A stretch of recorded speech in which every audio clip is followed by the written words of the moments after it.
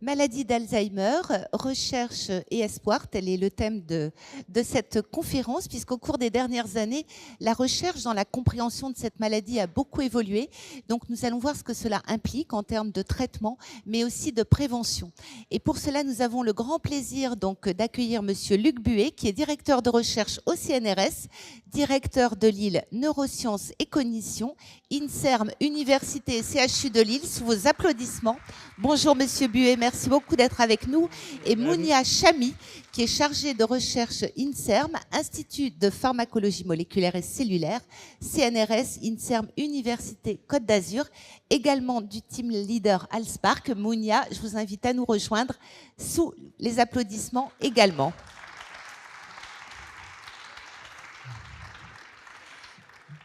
Et bienvenue à tous les deux. Alors peut-être, pour que l'on comprenne bien ce qui va être exposé au cours de cette conférence, Luc Buet, est-ce que vous pourriez nous préciser rapidement ce que sont les protéines amyloïdes et tau, donc, qui sont responsables de cette maladie qui va attaquer le cerveau?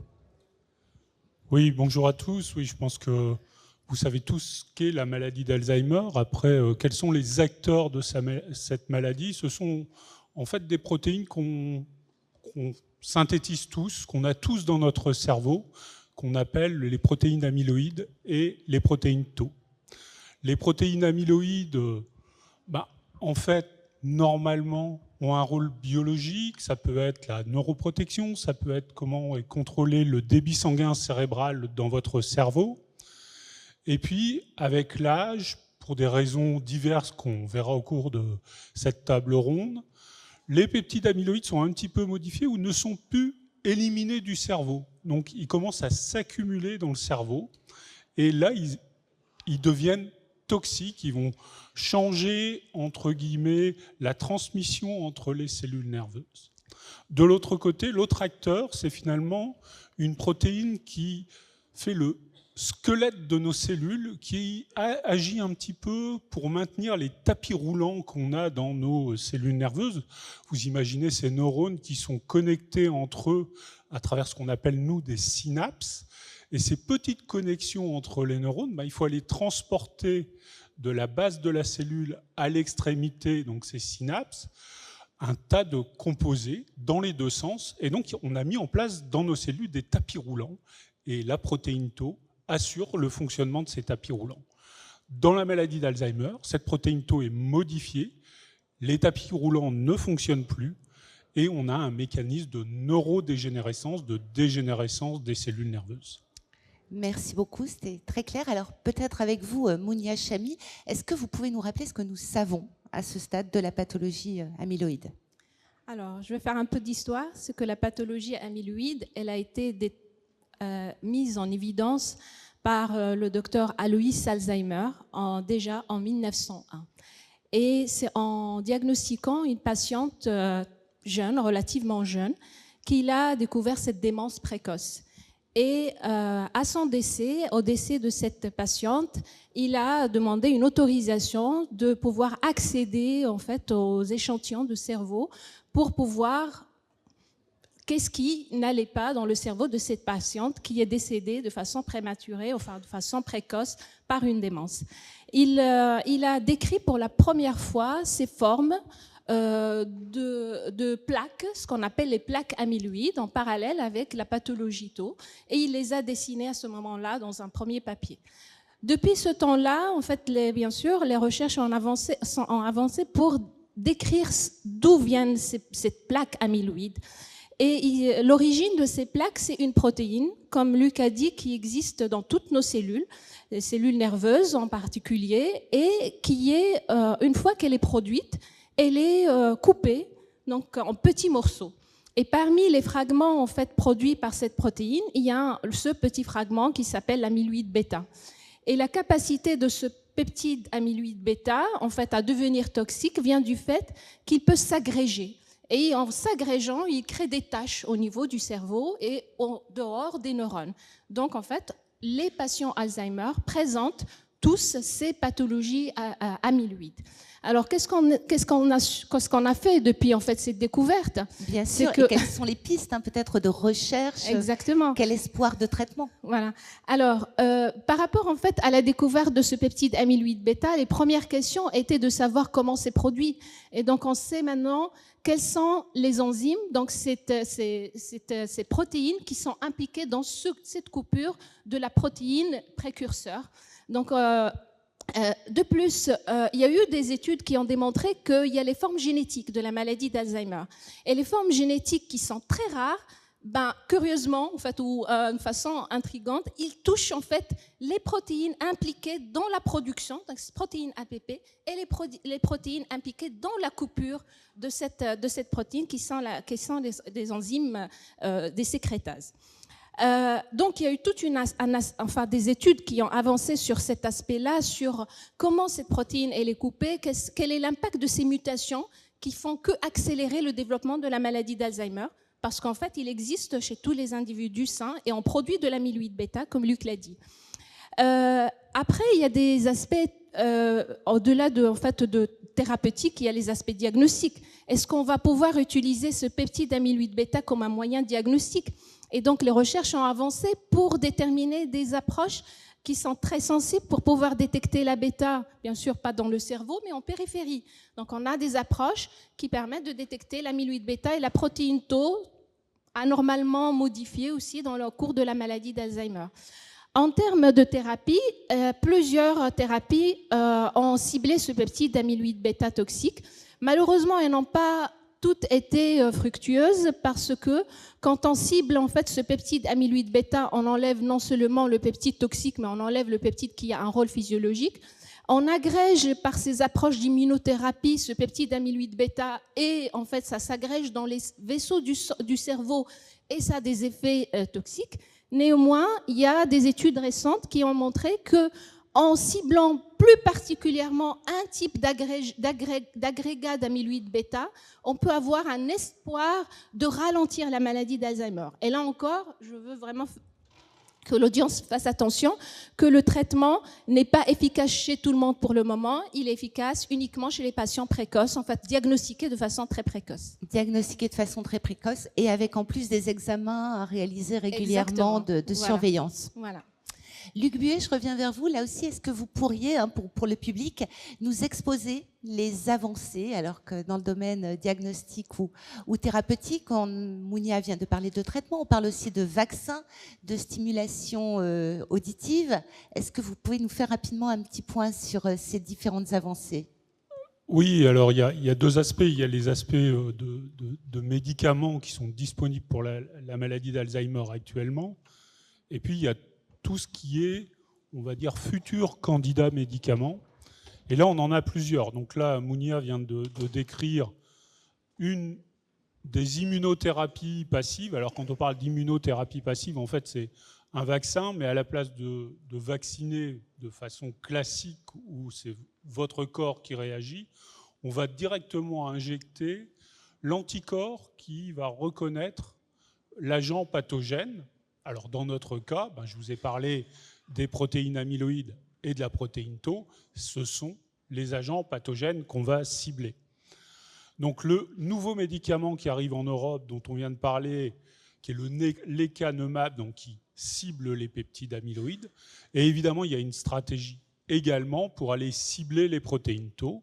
Là, ces approches ne sont pas encore disponibles, on est dans ce qu'on appelle des essais cliniques, pour voir l'innocuité, qu'il n'y ait aucun risque de ces anticorps, ou au moins qu'il y ait un bénéfice-risque qui soit vers le patient, puisqu'on a toujours des effets secondaires. On l'a vu avec le lecanemab. Et donc, quelque part, on peut cibler maintenant ces protéines tau. Alors, on peut se dire, finalement, si ces acteurs sont tellement mauvais, est-ce qu'on peut éliminer carrément les acteurs ? Alors, pour les peptides amyloïdes, c'est plus difficile. Vous avez compris que ça vient d'un précurseur, donc de quelque chose qui est plus grand, donc on ne veut pas tout éliminer. Par contre, pour les protéines tau, on se dit que en baissant un petit peu la concentration de protéines tau, peut-être qu'on peut arriver à avoir nos tapis roulants qui soient fonctionnels, mais quelque part diminuer aussi la pathologie. Et donc, on a maintenant des outils Alors, c'est des outils moléculaires, ce qu'on appelle des oligonucléotides antisens, qui vont diminuer l'expression de la protéine tau. Alors vous allez me dire, oh, tout ça, ça m'a l'air quand même invasif, est-ce qu'il n'y a pas des choses plus simples? Mais en fait, il y a des choses très, très, très simples. Alors, elles sont tellement simples qu'en préambule, je vais vous dire, n'essayez quand même pas chez vous, parce qu'il y a un certain nombre de risques. Il y a des gens qui ne réagissent pas toujours de la même façon à des stimulations, mais on peut réaliser maintenant des stimulations visuelles, donc les yeux, auditives ou même tactiles. Alors comment on fait ça? En fait, on va avoir des fréquences qui sont les fréquences qui font fonctionner vos réseaux de neurones, donc vos réseaux de cellules nerveuses qui sont connectés. Et il y a une fréquence particulière, donc une fréquence, c'est par exemple une fréquence visuelle, c'est un flash lumineux que vous allez par exemple voir 40 fois en 1 seconde, ou une vibration que vous allez sentir 40 fois en 1 seconde. Vous voyez la rapidité avec laquelle le cerveau fonctionne, puisque ces vibrations, c'est celles qu'on retrouve au niveau de notre cerveau. Si vous avez une stimulation, ce qu'on appelle sensorielle, donc au niveau tactile, visuel ou auditif, vous allez retrouver sur les grandes plateformes type YouTube des sons à 40 Hz qui sont censés vous stimuler et stimuler votre mémoire. Je dis faites attention parce qu'il y a des risques de surstimuler. Pour certains, il y a des dangers. Donc la triple stimulation a l'air d'être quelque chose qui pourrait être très prometteuse. Et donc, on attend aussi de voir et d'avoir des essais cliniques qui soient bien randomisés, enfin au hasard, c'est-à-dire qu'on va utiliser des termes, voilà, termes accessibles. des contrôles très, très importants pour la population pour éviter qu'il y ait des effets secondaires. Peut-être aussi une question, Luc Buet, sur la prévention, qui est aussi un enjeu majeur, compte tenu ne serait-ce que du vieillissement de la population. Est-ce que là aussi les recherches ont progressé? Alors on lit énormément de choses, il faut consommer tel ou tel aliment, boire beaucoup de café. Où est-ce qu'on en est précisément? Alors, clairement, alors peut-être que vous ne le savez pas, mais on gagnait 1 an tous les 4 ans d'espérance de vie. C'est terminé, malheureusement. Pourquoi c'est terminé? Parce que finalement, on a trouvé des traitements à des problèmes cardiovasculaires, l'hypertension, mais aussi sur tout ce qui est métabolisme, diabète, obésité. Et donc, quelque part, maintenant, les vrais problèmes sont des problèmes respiratoires. Alors évidemment, on a eu la Covid qui nous a impacté et qui a diminué l'espérance de vie, mais on a aussi énormément d'infections pulmonaires. Et donc, il y a un vrai changement actuellement dans la façon de faire. Alors, la prévention au niveau de l'hypertension, le diabète, l'obésité, donc tous ces pathologies pour lesquelles on a des médicaments, nous protègent aussi de la maladie d'Alzheimer. C'est-à-dire qu'on pensait aussi voir une augmentation énorme de l'apparition de patients avec une maladie d'Alzheimer. On a toujours énormément de patients, mais finalement, on en a moins qu'on pensait. Donc c'est plutôt rassurant, parce que les maladies chroniques du XXe siècle, on sait les soigner. Donc ça, c'est important. On ne sait pas les guérir, mais au moins, on sait les soigner. Donc ça, c'est, je pense, la première prévention. Mais la vraie prévention, elle commence dès le départ. C'est-à-dire, pourquoi on pousse nos jeunes à aller à l'école, à aller à l'université? Parce que plus vous allez suivre une éducation, plus vous allez être protégé de la maladie d'Alzheimer. Plus vous allez, avec l'âge, être moins isolé, venir ici au centre universitaire méditerranéen, vous intéresser à ce qui se passe, c'est une façon de vous protéger de la maladie d'Alzheimer. Les voyages, c'est aussi une façon. Donc, en plus de tout ce qui est sur thérapeutique des maladies chroniques, il y a aussi tout ce que vous faites. Mais vous n'avez pas besoin d'aller loin. Allez au fond de votre jardin, jardiner un peu, allez faire une promenade ici sur la promenade des Anglais, on y est. Donc, profitez après d'aller faire une petite balade plutôt que d'aller manger un cassoulet ou... Voilà. Après, il y a des essais cliniques pour aller vraiment voir si certains aliments sont utiles. Alors on parle souvent du vin rouge.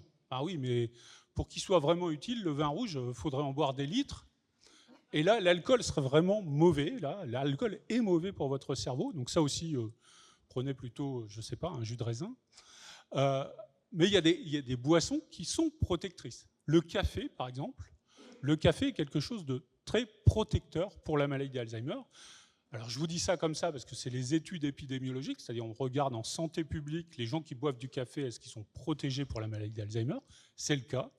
Maintenant, ce qu'on fait, c'est qu'on fait ces mêmes essais cliniques qu'on fait pour les vrais médicaments avec le constituant du café qu'on appelle la caféine, et on regarde si cette caféine va protéger des populations qui présentent des troubles de la mémoire mineurs. Et là, on va suivre ce qui se passe. Et il y a par exemple à Lille un essai clinique sur la caféine qui s'appelle Kafka, donc, qu'on peut rejoindre. Hein, donc voilà. Merci beaucoup pour ces éléments. Mounia Chami, je parlais du vieillissement de la population, mais il y a un message qu'il est important de rappeler, de partager. La maladie d'Alzheimer n'est pas une maladie du vieillissement, enfin dans le sens où, voilà, on ne peut pas, c'est pas un effet normal du vieillissement. C'est ça que je voulais dire, et j'imagine que vous allez souhaiter compléter. Oui. Alors, en fait, il y a le vieillissement normal et le vieillissement pathologique. Et donc, la maladie d'Alzheimer, comme d'autres maladies neurodégénératives, c'est un vieillissement pathologique. Alors, dans le vieillissement normal, toutes les modifications que notre cerveau subit sont subtiles. C'est-à-dire, elles sont très, très, très fines et en fait difficiles à déceler parce que ça s'accumule avec les années. Ce qui se passe avec les maladies neurodégénératives, c'est que ce processus est accéléré. Accéléré par l'accumulation, par exemple, de protéines, comme je viens de décrire, des protéines amyloïdes bêta toxiques, que même un individu sain, il produit, mais à faible dose, et il est capable d'éliminer. C'est ça, en fait, la différence entre une maladie d'Alzheimer et un cerveau, un vieillissement normal.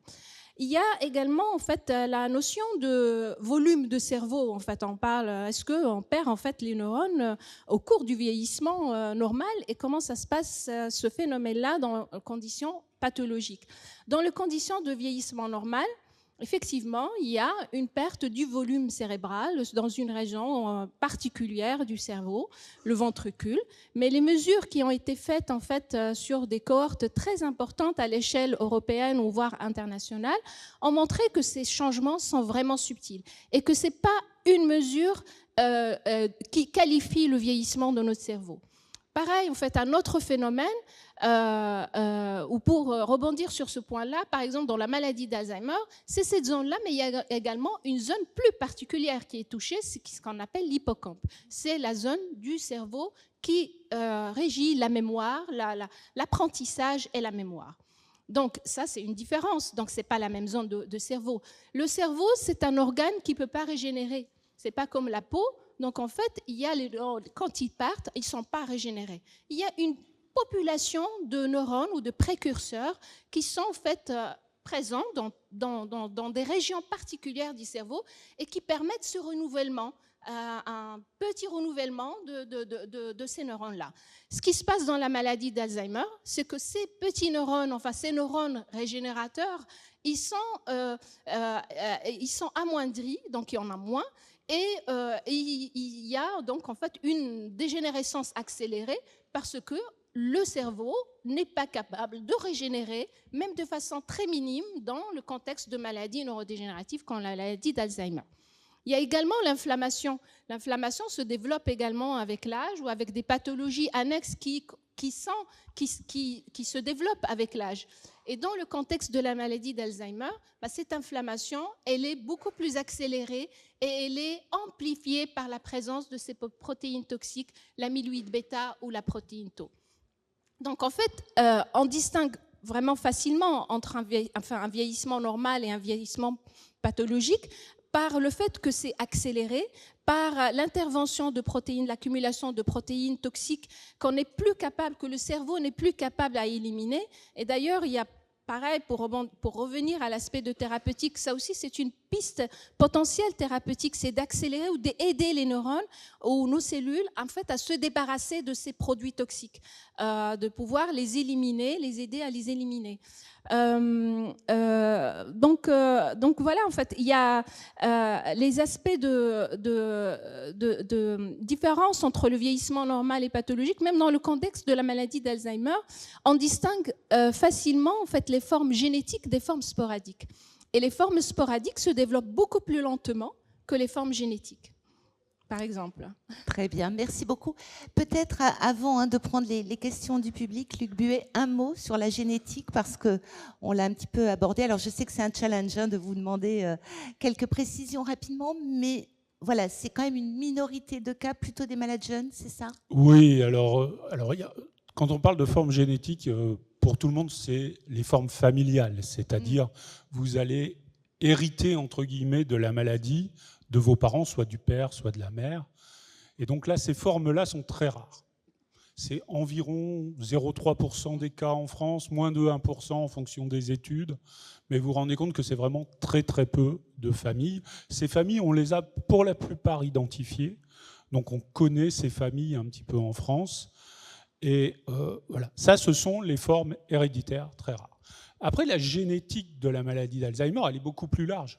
On vous a dit, vous êtes dans une famille à susceptibilité pour le cancer du côlon ou le cancer du sein. Dans la maladie d'Alzheimer, c'est un petit peu la même chose. Vous êtes à risque parce que vous avez une grand-tante ou un oncle qui peut avoir eu une maladie d'Alzheimer. Et donc l'idée, c'est d'identifier maintenant l'ensemble de ces facteurs génétiques, ce qu'on est capable de faire. Donc on a énormément de facteurs génétiques qui sont impliqués dans la maladie d'Alzheimer. On est presque à 80 régions chromosomiques, donc de ces régions du support héréditaire qui transmet l'information génétique. On a identifié à peu près 80 régions. Et chacune intervient à sa manière pour être protecteur ou au contraire délétère pour la maladie d'Alzheimer. Le plus célèbre de ces facteurs de risque, c'est le gène de l'apolipoprotéine E, qui transporte le cholestérol. Donc vous voyez bien le lien avec les maladies cardiovasculaires et le cholestérol. Et cet allèle epsilon 4 de l'ApoE, donc c'est un variant génétique particulier, ça représente quand même 10 millions de personnes en France. Donc vous voyez, 10 millions, on est à peu près à 70, 80, 70 maintenant, je pense. 70 millions de personnes. Donc vous voyez, quand même, 1/7 de la population est quand même concernée. Et certains des médicaments dont on parlait tout à l'heure, on va écarter ces gens, en particulier ceux qui ont les deux risques génétiques, donc qui sont epsilon 4, epsilon 4. Ils ont hérité à la fois du père et de la mère de ce variant génétique délétère. Ceux-là ne pourront pas bénéficier des nouveaux traitements de la maladie d'Alzheimer parce qu'il y a trop d'effets secondaires importants donc, avec ces nouveaux médicaments. Je vais m'arrêter là parce qu'on est un peu... Oui, on pourrait en parler des heures, mais merci vraiment beaucoup à tous les deux parce qu'on a abordé beaucoup de sujets, mais j'imagine que vous avez peut-être des questions, sans doute d'ailleurs, ou des précisions à demander à nos invités. Donc n'hésitez pas, si on peut éclairer un petit peu la salle, s'il vous plaît. Oui, allez-y. On vous écoute.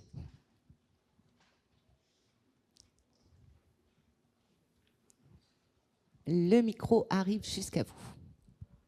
Merci beaucoup. Oui, bonjour, Dr Herpicom. Je suis spécialisé dans les oméga 3 et je travaille beaucoup sur l'aspect justement de la mémoire et oméga 3. Et en faisant le lien avec la session précédente, avec l'alimentation de poissons, je voulais savoir où en étaient maintenant les recherches axées non plus sur les protéines ou la génétique, mais sur l'aspect justement du DHA, qu'on appelle également acide cervonique, donc parce qu'il est un des constituants majeurs des membranes neuronales et du cerveau. Donc je ne sais pas si vous avez dans vos centres de recherche étudié l'impact du DHA, du taux de DHA au niveau de développement de la maladie d'Alzheimer. Merci pour cette question. L'un ou l'autre, si vous avez travaillé sur le sujet. Alors moi je n'ai pas travaillé sur le sujet, alors on peut... Alors si on repart sur oméga 3, voilà, la balance oméga 3, oméga 6, donc on est plutôt actuellement sur des approches qui sont nutrition dans la recherche en général. La supplémentation en DHA ou en d'autres acides gras, pourquoi pas? Parce qu'il y a un certain nombre de points, par exemple je parlais du cholestérol qui est aussi un constituant des membranes des cellules. On sait que la rigidification de ces membranes de nos cellules, donc le fait qu'elles soient plus ou moins fluides, vont changer, par exemple, la formation de ces peptides amyloïdes. Donc changer votre équilibre, par exemple en supplémentation parce que vous habitez je sais pas, au milieu de l'Europe et que vous n'avez pas accès forcément à des acides gras que vous allez trouver dans certains poissons riches au niveau marin. Évidemment, il y a des études. Le problème de la maladie d'Alzheimer et des maladies apparentées, ce sont les modèles. C'est-à-dire que, quelque part, on n'a pas un vrai modèle expérimental de la maladie. La maladie d'Alzheimer, c'est une maladie humaine. Donc, la santé publique nécessite de passer par ces études de supplémentation en DHA. Et évidemment, après, c'est un problème de priorité et de savoir si un essai clinique sera lancé avec la DHA. Un petit peu ce que je racontais tout à l'heure sur la caféine. La caféine, ça n'intéresse personne parce que ça ne peut pas apporter d'argent, c'est libre. DHA, c'est à peu près pareil. Il y aurait que la formulation qui serait un petit peu différente, qui pourrait être protégée. Et donc, je pense qu'il y a beaucoup de produits comme ça où on n'arrive pas à les tester, malheureusement. Merci beaucoup. Alors, est-ce qu'il y a une autre question? Alors, si on peut éclairer la salle, je redemande parce qu'on ne vous voit pas. Oui, alors, allez-y. Merci. S'il vous plaît, est-ce que le classement Fazekas a une valeur prédictive quelconque? Le classement... À l'IRM. Pardon, c'est Fazekas à l'IRM. Le classement Fazekas à l'IRM, j'avoue que c'est un terme que je ne connais pas. Si vous pouvez nous préciser. Alors, ce sont des vacuoles périventriculaires qui se forment lors de la dégénérescence cérébrale et pour lesquelles on reçoit un résultat. Vous êtes Fazekas 2, par exemple. Vous allez, à ce moment-là, vous interroger ou bien voir votre médecin qui dit « Oh là là, vous êtes bien jeune pour faire un Fazekas 2, mais il n'en sait pas plus ». Donc c'était la question que je voulais vous poser, mais je vois qu'en effet, ça n'est pas une donnée partagée. Alors, c'est une donnée partagée pour les neurologues. Vous n'avez pas de neurologue dans la salle, là. Donc, par contre, clairement, l'IRM est un élément qui fait partie du diagnostic de la maladie d'Alzheimer. On est plutôt à s'intéresser à l'atrophie du temporal interne, même si ces vacuoles font partie, parce que vous avez un élargissement des ventricules, et donc vous voyez cela. Malheureusement, si vous voyez un élargissement des ventricules sur votre IRM, c'est que vous avez déjà une perte des cellules nerveuses très avancée, et donc vous avez une perte de ce qu'on appelle la substance grise, et un élargissement de ces ventricules. Donc c'est un stade qui n'est pas forcément une maladie d'Alzheimer, ça ne signe pas la maladie d'Alzheimer, mais ça fait partie d'un phénomène de dégénérescence des cellules nerveuses. Merci beaucoup. Est-ce qu'il y a une question? Oui, on vous écoute.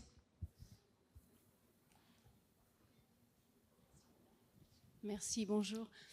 Moi, j'ai une question plus large. J'ai 45 ans et mes grands-parents maternels et paternels ont eu Alzheimer, donc je suis inquiète.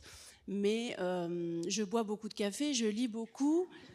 Bravo. Je voyage beaucoup. Et est-ce que je dois m'inquiéter, faire des examens ou regarder quand on a un peu des pertes de mémoire qui arrivent de temps en temps ou des choses comme ça?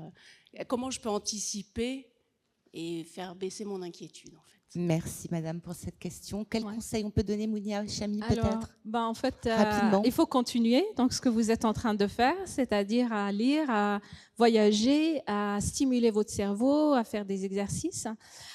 Comme Luc et moi, on en avait parlé, c'est que la maladie d'Alzheimer génétique, vraiment purement génétique, elle est très, très, très rare, moins de 1% de la population. Elle est liée à 3 gènes majoritairement, donc par manque de chance, il y a un de ces gènes.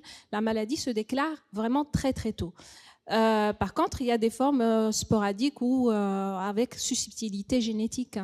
Donc en fait, le diagnostic de la maladie d'Alzheimer ne se base pas sur le fait que les grands-parents ont une maladie d'Alzheimer ou les parents ont une démence, mais sur plusieurs paramètres, en fait, donc des signes de démence, de l'imagerie, des marqueurs dans le sang, dans le liquide cérébrospinal.